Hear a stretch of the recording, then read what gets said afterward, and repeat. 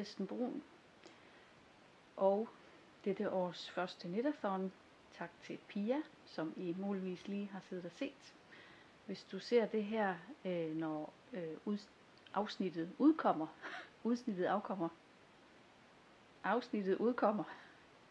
så er det kl. 23.00 lørdag aften. Og måske har du strikket hele dagen og hygget dig med at se podcasts. Og nu er det så min tur. Og jeg har gjort det i min 5-årige podcasterkarriere for første gang, at jeg også har prøvet at optage et afsnit på engelsk. Og det kommer altså samtidig med det her. Der har jeg lagt det samtidig med. Så de engelsktalende seere også har noget at kigge på.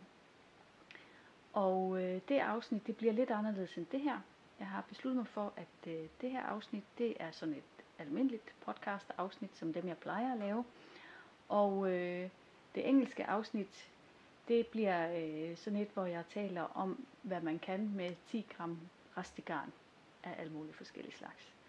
Så hvis du har lyst til at se det også, og kan overskue det på engelsk, så kan du jo se det på et andet tidspunkt, hvis du har lyst. Jeg tænkte, at det var sjovere, også for mig i virkeligheden, at lave 2 forskellige afsnit. Så, det her er mig, Kirsten Brun, som sidder her hjemme i min stue i Vestjylland i Tarm. Og tænkte lige, at jeg kunne sige 2 ord om, hvem jeg er først og fremmest, fordi at det nu er et knitathon afsnit, så er der nogle gange nogle nye, der hopper med ind og ser med. Og så kan jeg lige sige, at her bor jeg i Vestjylland sammen med min mand og vores 2 børn og vores hund. Jeg er 45 år, lidt endnu, og jeg lever af at lege med garn. For godt 5 år siden også, der oprettede jeg min egen lille virksomhed, som jeg har bygget meget, meget stille og roligt. Helt langsomt, helt fra bunden og helt efter mit eget hoved. Og nu er det en hjemmeside med garn, både gammelt og nyt. Jeg gør rigtig meget ud af at arbejde med genbrug og med rester og alt det der bliver til års.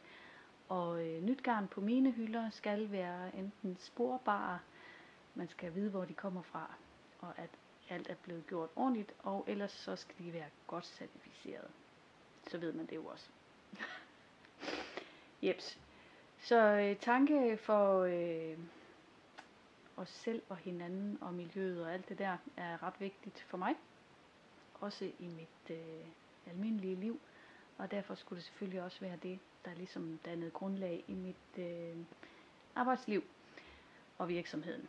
Så, lige nu er jeg ved at afvikle en butik, som jeg har haft i 2 år hernede i byen. Eller afvikle, det kan man vel ikke sige. Jeg skal flytte ud af den igen, fordi at, jeg har simpelthen ikke lyst til at have butik, har jeg opdaget.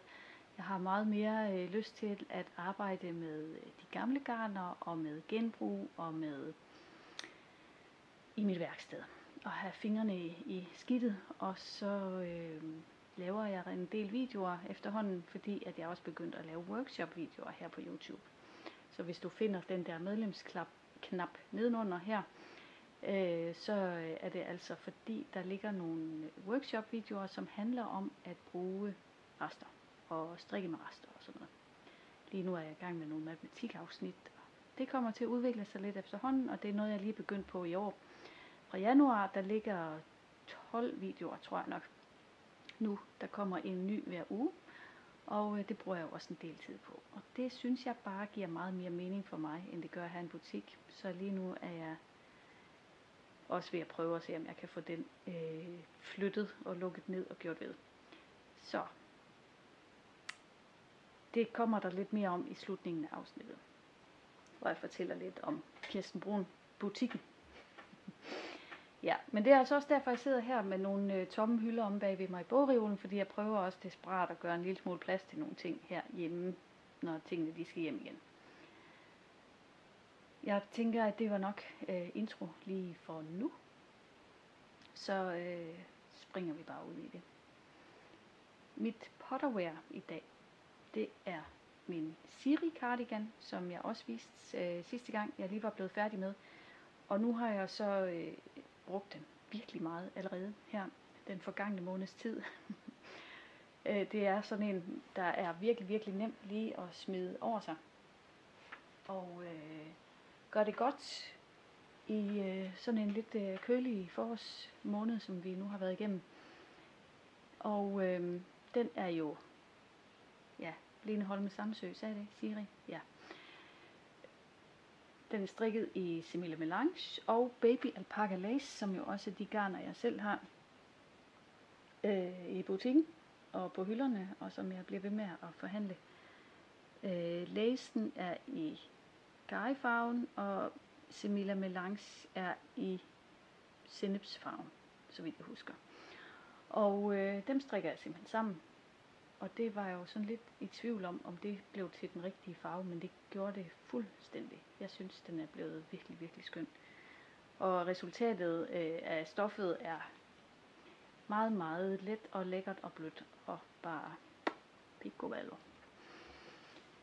Jeps, det er sådan en pind hvad, 5 stykker eller sådan noget, tror jeg nok. Og så bliver det til 16-17 masker i de her perlestrik. Og den er mega sjov at strikke. Altså jeg vil også gerne anbefale mønstret bare. Hvis ikke man vil bruge det garn, kan man jo bare bruge noget andet. Men mønstret er altså også virkelig sjovt at strikke. Og min datter har jo ønsket sig en i hvid. Og det vil jeg gerne strikke til hende. Jeg vil i hvert fald gerne strikke den igen. Men nu venter jeg lige lidt og ser, om hun stadigvæk har lyst til den om en måneds tid eller et eller andet. Fordi nogle gange så går ting over. Ja, så kan det godt være lidt ærgerligt at gå i gang med noget. Så anyway, det er mit potterware. Jeg har ikke gjort så meget færdig siden sidste gang. Der havde jeg en hulens masse færdige ting. Men det har jeg så ikke den her gang. Men jeg vil vise jer, hvad jeg har. Det er derfor, vi er her. Perfect Tea af Freja Snits er jeg blevet færdig med. Og jeg smider den lige på mig. Ja. Yes. Perfect Tea af Freja Snits. Og den er jo strikket i rester. Og den får du også lige se her. Okay.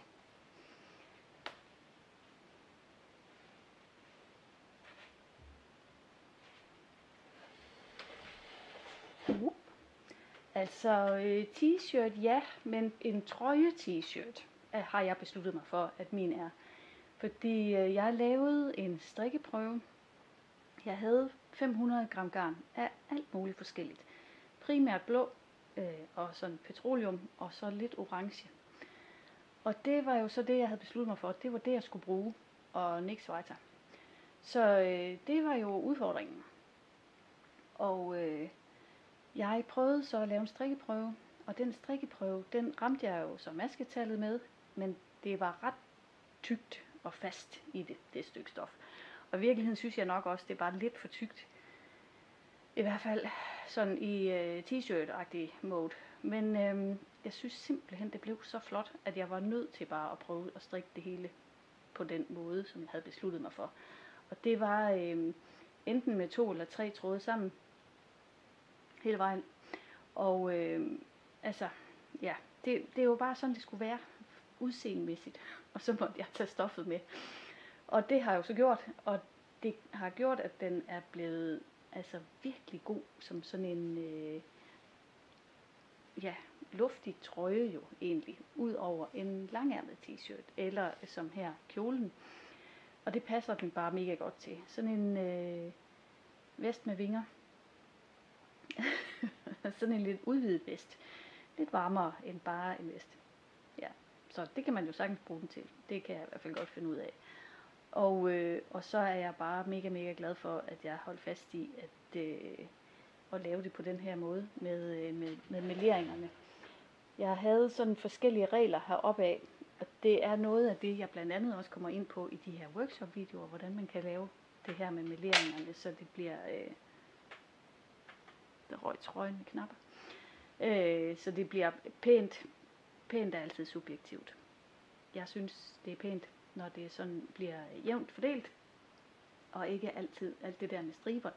Det er noget af det, jeg gør ret meget ud af at prøve at arbejde mig lidt udenom. Så, Perfect Tea, Freja snit og knap 500 gram rester af alt muligt slags. Jeg har kun skiftet en tråd ad gangen, når jeg har skiftet. Og ellers så havde jeg sådan en lys til mørk idé, som jeg har prøvet at følge. Og så er det jo altid det mulige kunst med resterne, fordi de dikterer jo rigtig meget, hvad det er. Altså de bringer mulighederne med sig, men de dikterer jo også en hel del, hvordan det så rent faktisk kan blive, når man så selv sætter regler ind. Så er det ikke altid, de gider følge dem. Og så må man gøre noget andet, og det gjorde jeg også heroppe af, fordi lige pludselig så passede mine systemer ikke, fordi så manglede jeg lige pludselig noget garn i nogle bestemte tykkelser, og så måtte jeg rette lidt ind deroppe af. Og det gjorde jeg så. Jeg synes simpelthen, den er blevet rigtig fin.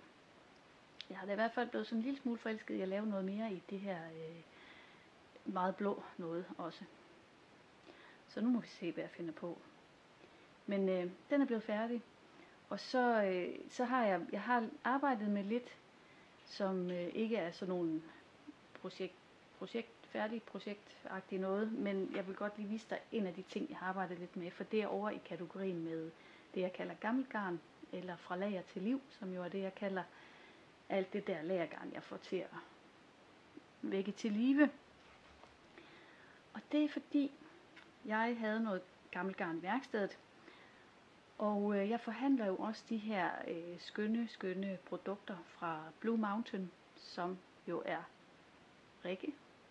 Blue Mountain er Blå Bjerg klitplantage lige herude syd for fjorden, Ringkøbing Fjord.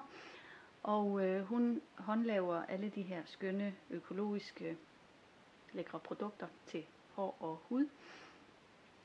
Og dem har jeg i min shop, og dem holder jeg også fast i, selvom jeg lukker butikken. Den fysiske butik. Så, det som jeg kunne tænke mig at prøve at lave, det var noget til at lægge dem på og opbevare dem i, når de skal med på tur. Fordi jeg plejer at bruge en almindelig bomuldsklud, jeg har strikket eller hæklet, og bare lige folde den sammen, og så har jeg det liggende ovenpå. Man behøver ikke have sådan nogle fancy sæbeskåle eller noget stående, man kan faktisk bare bruge en klud. Og så havde jeg det her meget tykke, båndagtige bomuld. Og det har jeg simpelthen strikket sådan en her af. Og den her kommer helt ægte ud fra mit badeværelse lige her. Jeg vaskede hår i morges, så den her, den har lige ligget og været våd. Det har den gjort nogle gange, siden jeg strikkede den færdig. Herpå og tørret.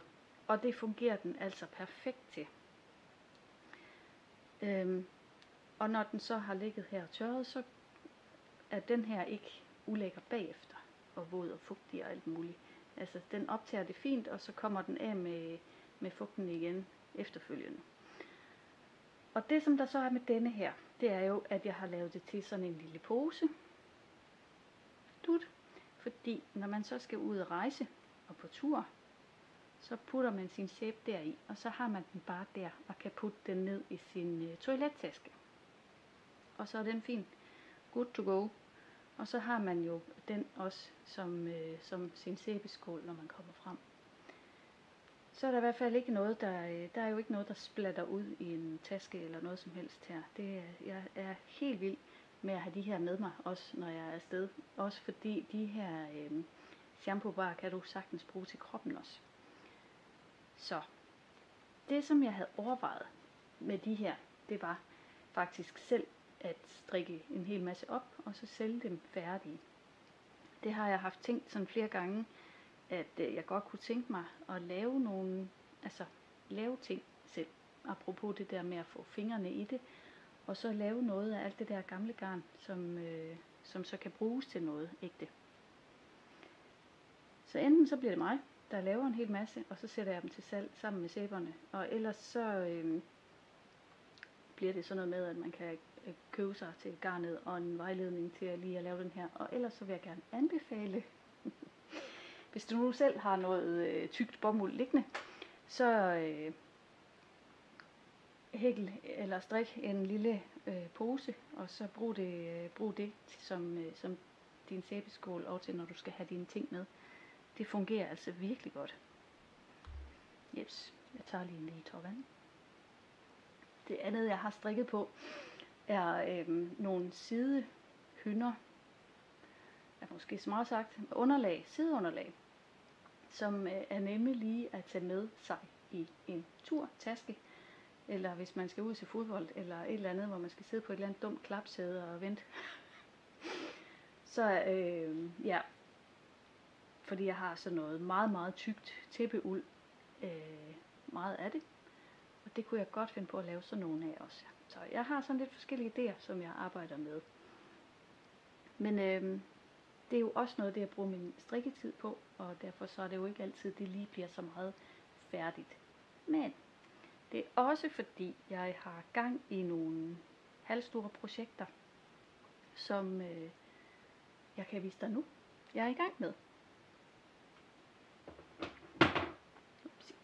Den her har fået ret meget strikketid. Det er Antarktis-trøjen. Og Antarktis hedder den, altså det er jo en, der kommer ud af mit hoved. Og Antarktis hedder den, fordi at jeg strikkede den oprindeligt til min mor, som skulle til Antarktis. Og det er jo ved at være nogle år siden, og der ville jeg lave en opskrift, og det fik jeg aldrig gjort. Nu har jeg faktisk skrevet opskriften ned. Det her, det er mandeudgaven, og den er blevet grøn og lang, og mandeudgaven er med et længere bærestykke og større ærmegab, altså bredere ærmer op foroven, eller større omkreds. Jeps. En kvindeudgaven er så, eller dameudgaven er så med lidt smallere ærmegab og lidt smallere ærmer op foroven. Kortere ærmer, kortere krop. Jeg laver kun 2 forskellige længder, 60 og 70 cm henholdsvis, og så må man selv til eller fra. Men det er sådan i forhold til mængden af garnet, at jeg sætter de mål på. Og så er det det, jeg regner på. Og så laver jeg 7 forskellige størrelser. Jeg overvejede jo bare at lave en slags, altså bare en trøje. Men så da jeg kom i gang med den her mandeudgave, så kom jeg alligevel i tanke om, at der er alligevel noget forskel på, altså det der med ærmegabet især. At her, der kan det være en fordel, at der for mænd lige er noget mere plads.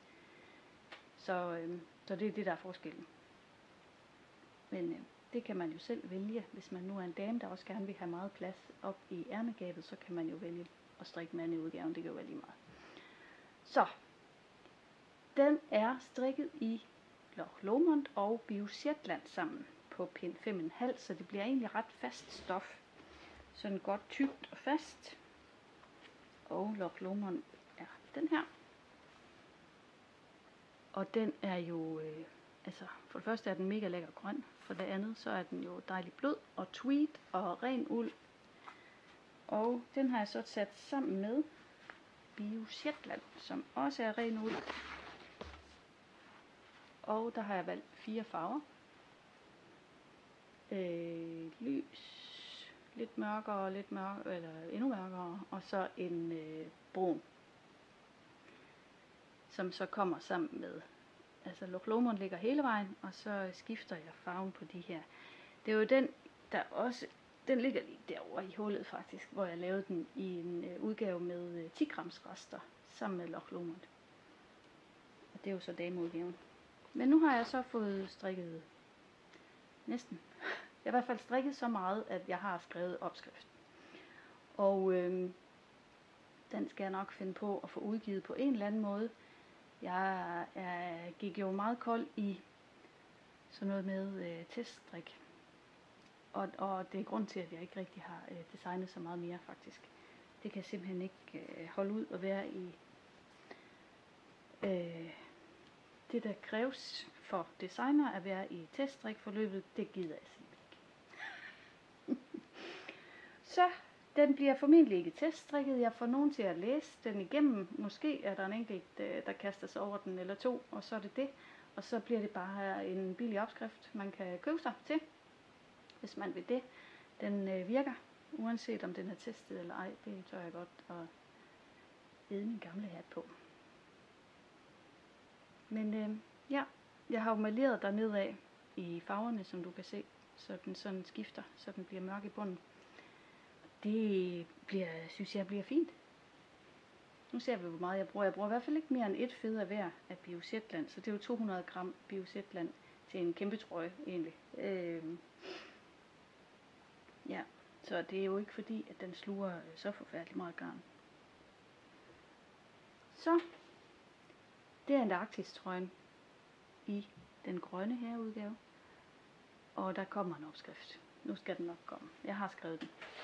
Jeg skal have den gradueret, og så skal jeg have arbejdet lidt med det der med, hvordan jeg får den udgivet, uden at behøve at teststrikke i 14 størrelser så jo, ikke?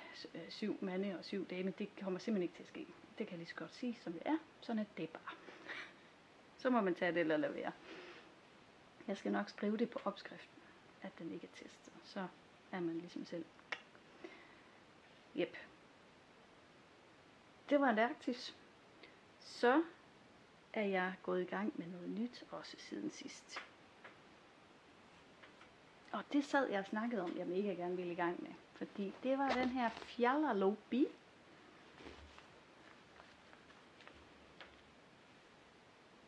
Fjallarlópi er nyeste skud på Istex-stammen. Det her islandske garn, som jo er produceret i Island. 100%. Det er får deroppe fra. Det er spundet, og det er farvet og ordnet og alting deroppe. Og så bliver det skibet ud af landet. Ikke som andre af de nordiske garner, hvor at de kan finde på at sende det til Tyrkiet, eller hvor de nu sender det hen, og får det spundet og farvet og sådan noget. Det har jeg ikke lige lyst til. Så Istex-garnerne, og jeg er vild med de her Lópi-garner. Så derfor så har jeg taget Fjallarlópi ind i mit sortiment på mine hylder. Og Fjallarlópien er så 150 meter på 50 gram. Let-lópien er 100 meter, så den er lige noget tykkere. Den her er tynd og fin, eller tynd, altså. Prøv at se. Sådan der ser den ud, enkelt spundet. Det er fuldstændig ligesom Let-lópien og Fjallarlópien, bare i tyndere udgave. Lidt tykkere end Einband, så den er sådan lidt midt imellem. Og jeg har valgt de her 3 farver. Det her er min bundfarve, og de her 2 er mønsterfarver. Og så er jeg gået i gang med Harriet, eller Harriet, alt efter hvem man er. Min hedder Harriet, og det er jo Lene Holme Samsø. Og sådan ser det ud. Og jeg har jo prøvet at lave, jeg lavede jo strikkeprøven med det her, og gik med den lidt op ved min skulder, og kunne mærke den der virkelig lækre varme, det der tørre uldvarme, som den giver. Men derudover så blev den altså også, den blev blødere, end jeg havde regnet med, faktisk. Man skal kunne tåle det her ren uld. Men den er godt nok lækker. Den er jo slet ikke, altså den er jo ikke overhovedet blød på samme måde som Loch Lomond er blød. Den har jeg i øvrigt også mange, der overraskes over, når de får fingre i den, og især mærker det, jeg har strikket i den og gået med. Nej, den er jo helt blød, siger de. Og det forstår jeg ikke helt, hvorfor man er overrasket over, men det er måske, det er meget, for mange er det bare det der med, at det er ren uld. Men den her, den er altså virkelig blød og fin. Den her er ikke helt så blød, men den er virkelig lækker, og hvis du er til ren uld, så vil jeg meget anbefale, at du prøver at finde på noget, du kan bruge den til, fordi den er godt nok, jeg kommer til at elske den her, og jeg kommer til at strikke meget mere i det. Harriet af Lene Holme Samsø. Nu skal jeg lige se, kan jeg finde opskriften et sted. Det er ikke den.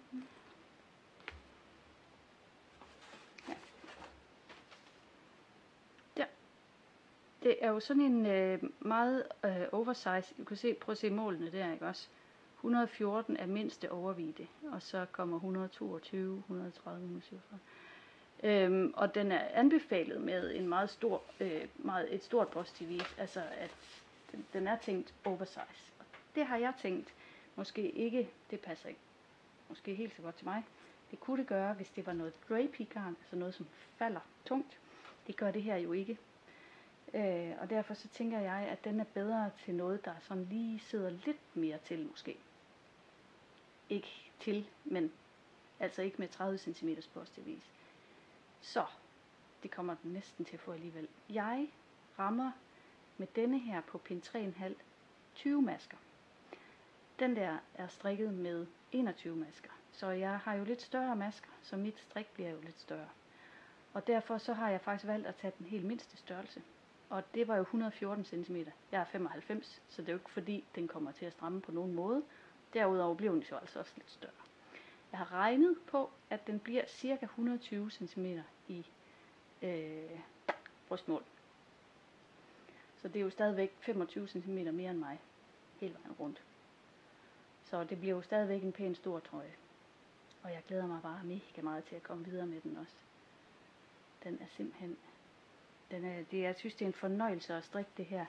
Der var en af strikkedamerne i min strikkecafé, som sagde sidste uge, at hun kunne så godt lide, at man kunne mærke det. Det var sådan ligesom om, og jeg har det på samme måde, sådan helt sprødt, og man kan sådan, man har bare en anden fornemmelse af det, end nogle af de der måske blødere garner, især sådan noget superwash behandlet noget, ikke, som har det med bare sådan at det falder ligesom ned. Det her, der er en eller anden taktil fornemmelse, når man sidder med det her.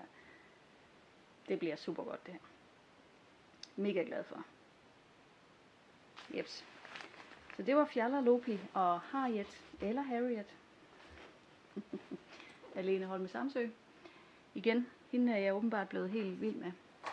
Jeg er simpelthen nødt til at have den her igen nu, fordi nu står solen lige her ind i mit stuevindue. Det bliver godt varmt. Så. Bummelum.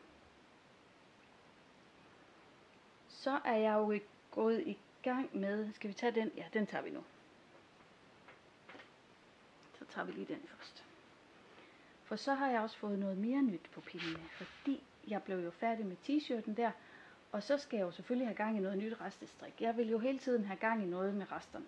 Og især nu, efter jeg også sådan er begyndt at lave de her workshop-videoer, så passer det bare virkelig godt med, at jeg også kan bidrage med noget sådan ægte inspiration til, hvordan jeg gør, og viser ligesom, hvordan man kan gøre med det. Så, det jeg gjorde i det her projekt, det var nemlig ikke bare en stak tilfældige rester. Det var, der mixer jeg det så med en anden af mine årsforsætter, eller ønsker. Nemlig at noget af det, der ligger heroppe bag ved mig i reolen, det er sådan noget håndfarvet garn, og tit så er det sådan nogle enkelte fed, som jeg gerne vil bruge. Og jeg har plukket et af de fed ud, og det er sådan et ladybug yarn. Mega, mega lækkert. Hun er super, super dygtig til at farve på non-superwash garner. Kæmpe anbefaling, hvis ikke du har været inde og kigge på hendes muligheder, så gør det, hvis du også godt kan lide de non-superwash garnerne. Så er hun rigtig dygtig til det, har specialiseret sig. Og det her fed lå og kedede sig, og det tog jeg udgangspunkt i en af mine workshop-videoer, hvor jeg viser, hvordan man kan vælge farver ud fra sådan et fed. Og det fik jeg simpelthen inspireret mig selv så meget til, at jeg snupsede de farver, jeg havde taget fra i restekurven. Og som du kan se, så er det alt muligt. Jeg har prøvet at ramme de farver, jeg synes, jeg kunne finde i fedet. Og så kan du jo se, at der er noget med fluff og noget lidt tykkere og noget ret tyndt faktisk her. Og den tykkeste, det er nok den her. Sådan en DK ren uld ting. Og det som så er udfordringen her, er jo at det vil jeg strikke en tråd. Der vil jeg ikke have nogen følgetråd med, og jeg vil heller ikke strikke det med flere, ligesom i min melerede udgave. Til gengæld så vil jeg prøve at udfordre mig selv til at lave noget med striber. Og det jeg så tænkte, det var, at jeg vil have en bundfarve med, men den skal så agere ro imellem alle resterne og striberne. Og sørge for at styre strikkefastheden og sådan noget. Så, jeg valgte den her, som er Semilla Melange igen. Og det er fordi, den er eminent både til at gå sammen med noget, der er lidt tyndere og noget, der er lidt tykkere. Så kan den ligesom være limen imellem, når der er noget, der er meget forskelligt. Og det gør den simpelthen så godt. Det har jeg gjort flere gange, så derfor så var det den. Og så valgte jeg den her farve, fordi jeg synes, den passede virkelig, virkelig godt til den håndfarvede her. Det er næsten den, der kommer imellem alle de her speckles. Så den blev det. Og så begyndte jeg at lave strikkeprøve. Fordi det var jeg nødt til at have.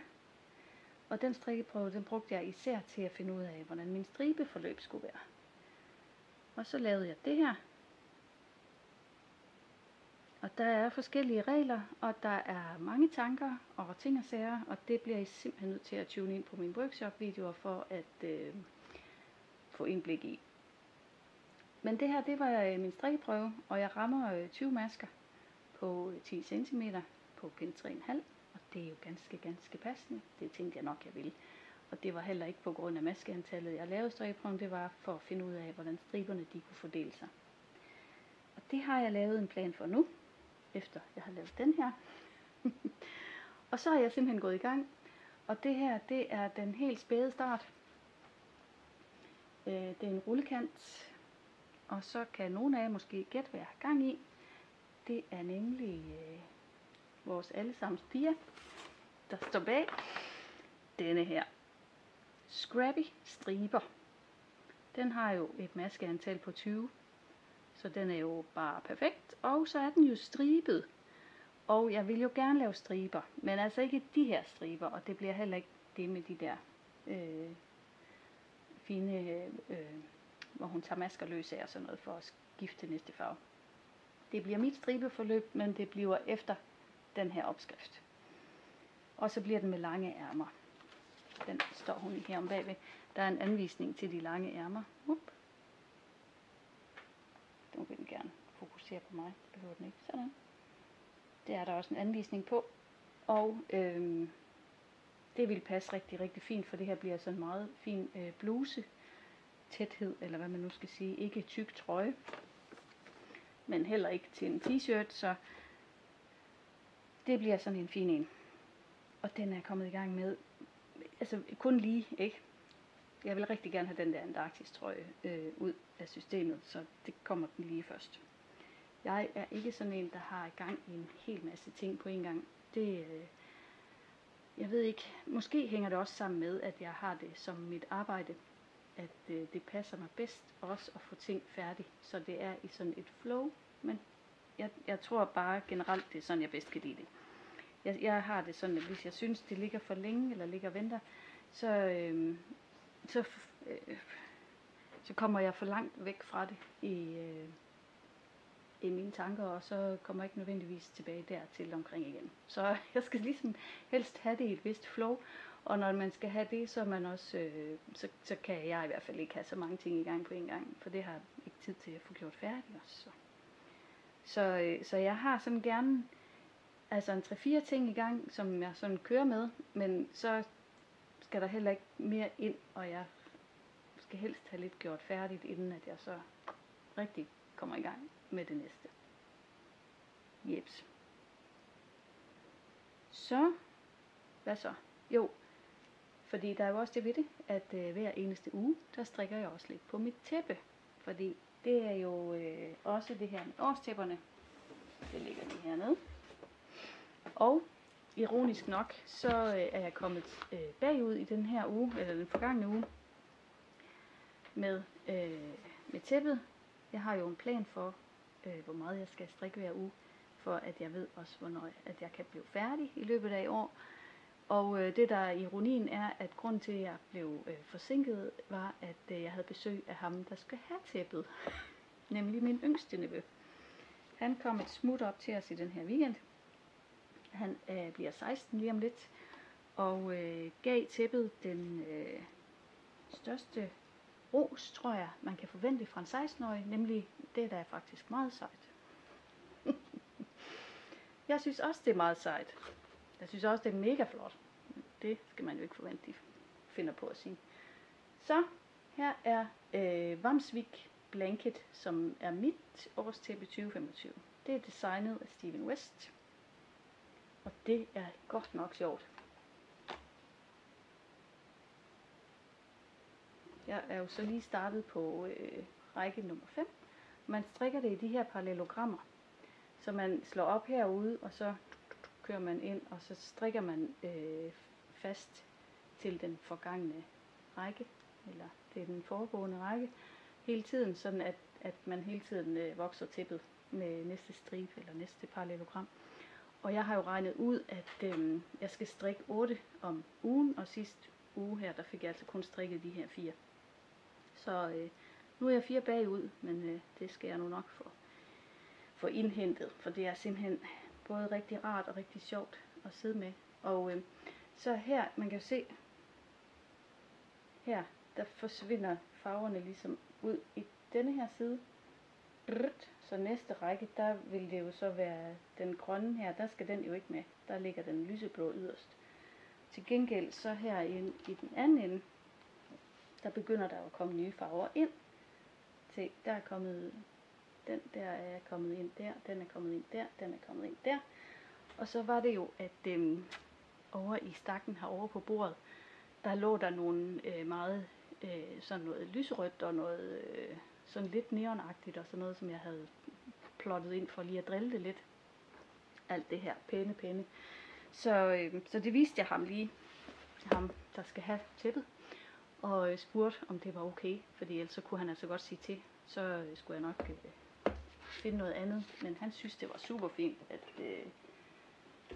han kunne faktisk godt lide, at det blev sådan lidt vildt. Så det var jo fint. Det tænkte jeg også nok, men man kan jo aldrig rigtig vide. Så nu fik han da lige lov til selv at se det. Så det var fint. Så det er mit årstæppe 2025. Og hvis nu du gerne vil være med, så er det nemlig noget, man kan være med til. Vi er i hvert fald sidst, jeg lavede opslag, der var vi omkring 70, tror jeg. Det er omkring.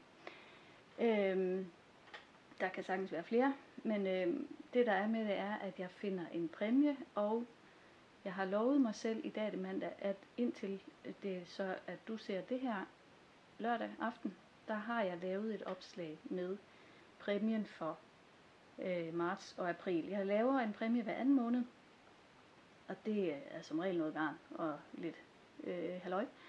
Så laver jeg et opslag med det inde på Instagram, Kirsten__Brun,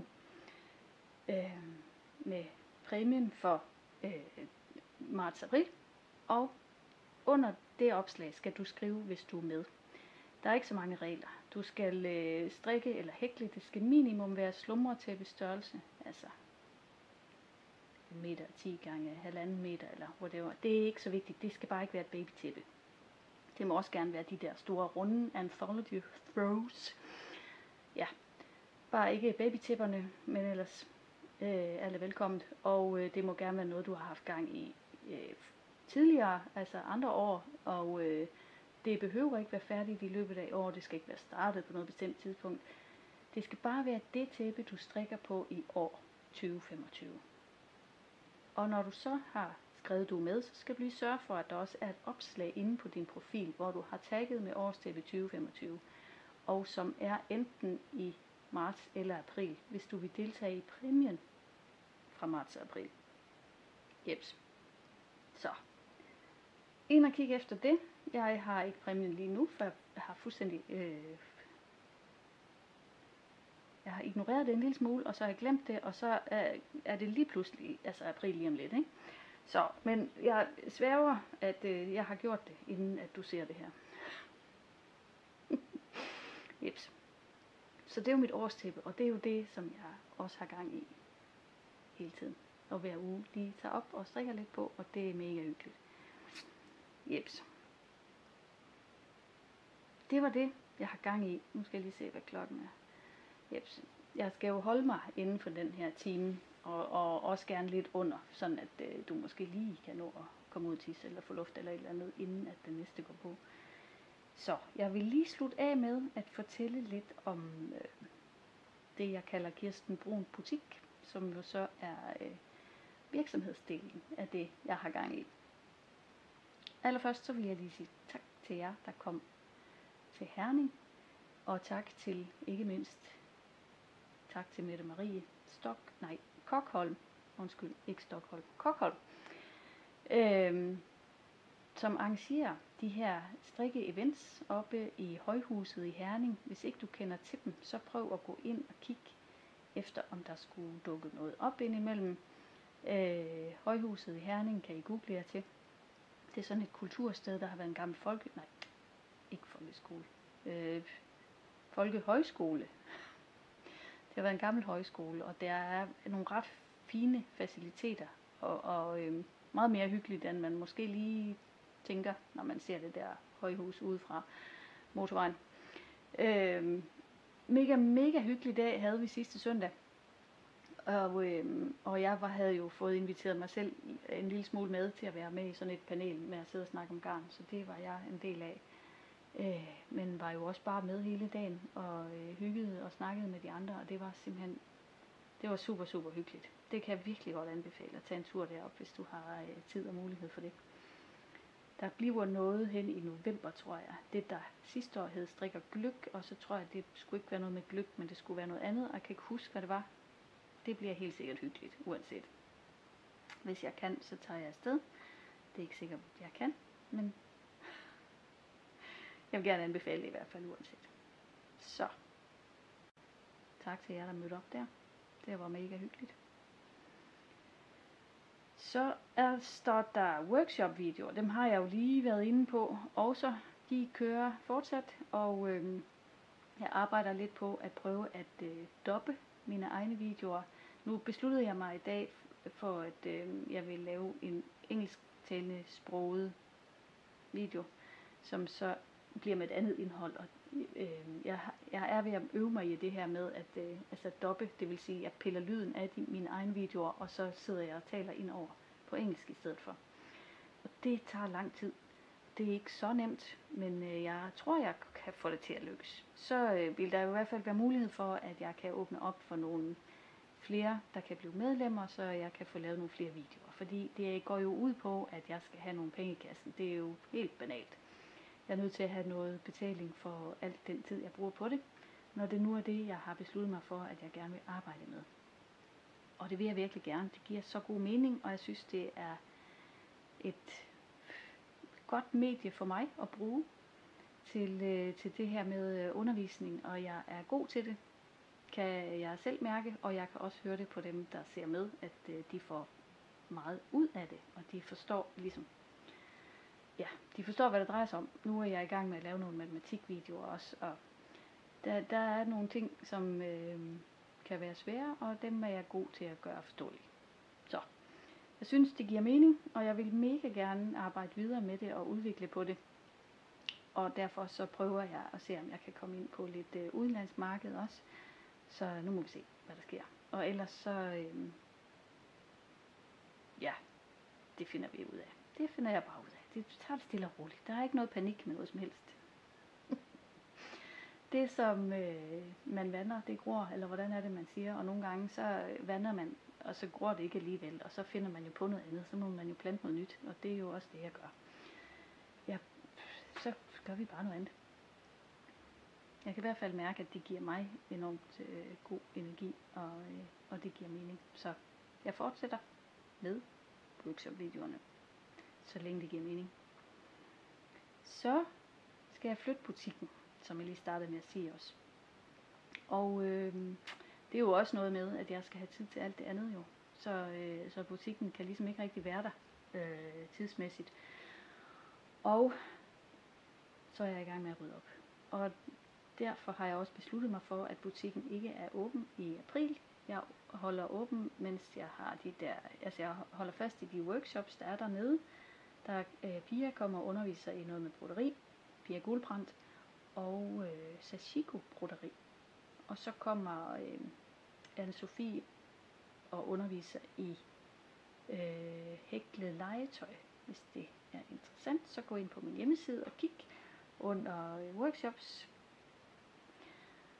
Og de kommer i april. Og der er Krea-caféerne, holder jeg fast i april i butik. Men så er det også slutbrudt. Fordi jeg skal bruge rigtig meget tid på at rydde op. Både herhjemme, der kan jeg så ikke rigtig være i butikken jo, når jeg skal gå og rydde op herhjemme. Og der skal gøres rigtig meget klar til, at jeg kan få tingene hjem. Og det er jeg nødt til at have tid til. Så derfor så kan jeg ikke have butikken åben samtidig med. Og i maj bliver det så rigtig meget med at få flyttet ting her hjem og stillet op og ryddet op nede i butikken også. Så jeg kan få den afleveret. Så 1. juni afleverer jeg nøglerne, og så er det det. Så ser jeg rigtig meget frem til at få gang i næste kapitel. Og så er der formentlig nogle nye ting, der begynder at ske og åbne sig op, og til sommer kommer der også noget mere i forhold til broderier. Broderitingene vil jeg ikke beholde, altså de der nye stof og tilbehør og sådan noget, men jeg beholder jo anden sorteringsdukkerne, som jeg forhandler fra Fru Sibbe. Og der er også noget stof, jeg skal have målt op og talt op og gjort ved, og det kommer på hjemmesiden efterhånden, som jeg nu får det gjort. Og så har jeg faktisk også nogle designs på vej hos Fru Sibbe, som de er i gang med at arbejde med lige nu. Og det bliver mega spændende, fordi det bliver nemlig noget med kits, man kan købe hos sin forhandler. Det er sådan helt mærkeligt, men det kommer de jo til, hvis ellers forhandlerne gider at købe dem. Nu må vi se. Det handler om at bruge sine rester. Alle de der rester af dukker, man har liggende i forvejen, har jeg prøvet at lave noget design til. Det er spændende. Så det kommer også til sommer i år. Så altså, der sker jo hele tiden lidt nyt. Så bliver jeg jo også lidt fri til at komme lidt ud. Så jeg skal også på messe. Jeg skal til Sønderborg, til Garn Uden Grænser. Midt i juni, mener jeg. Det kan jeg ikke huske lige datoen. Så skal jeg til Fanø, blev jeg spurgt, fordi de havde en stand, der ikke var fyldt ud nede i Sønderho, i forsamlingshuset, hedder det. Der var en lille fin stand, som jeg blev tilbudt, og den har jeg sagt ja tak til. Så 11. til 14. september skal jeg simpelthen til Sønderho i år. Det glæder mig virkelig meget til. Det bliver så spændende og hyggeligt, tror jeg. Og så er planen stadigvæk, at jeg skal til Jeginø også til oktober, som jeg plejer at være. Nej, det passer ikke. Men jeg var det sidste år, og jeg var det for 3 år siden. Og jeg vil gerne afsted igen. Det er, altså, måske synes jeg, det er det hyggeligste sted overhovedet at være. Så ja, der vil jeg også gerne op igen til oktober. Nu ser vi, hvordan alting flasker sig. Det er jo altid lidt spændende. Livet sker jo også, og jeg er jo ikke alene om at bo herhjemme i min familie. Der er jo også nogle andre. Og vi skal have alting til at passe sammen. Det får vi gjort på allerbedste måde. Og nu tror jeg skal til at sige tak for nu. Skal jeg ikke det?